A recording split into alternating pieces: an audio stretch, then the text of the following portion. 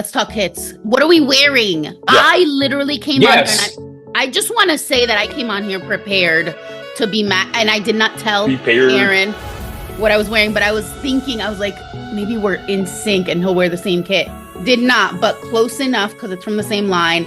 Look, I just want to say this off the bat. You'll never convince me that this is not a kit for Palestine. I don't want to hear otherwise. That's it. Like, that's it. So I have the same kit.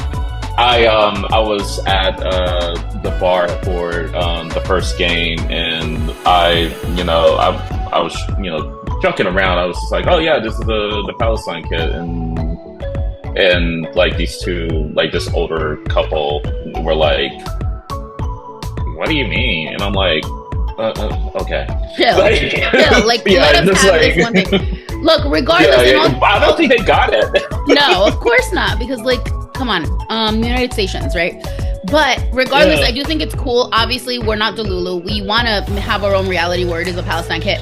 But the fact that it is for Black culture, that is already like, they're leaning into it with they had their Jamaica kits and warm-ups and all that stuff. So I love this kit so much. Shouts to my kit plug. And I had to wear it in honor of you being an Arsenal fan. Tell me about yours. Well, so I want to say, don't quote me on this, but I want to say that the same designers of the away kit actually, so this is a training kit or a pre-match kind of like lifestyle kit. I believe that it was designed by the same group or / company or whatever that designed the Black away kit for this season. I think that's fair. Did look up the designers and just looked up like what other clothing that they have, and I'm like, holy shit, it's so expensive. Like I could not afford this. Which there are two ways of looking at this, right?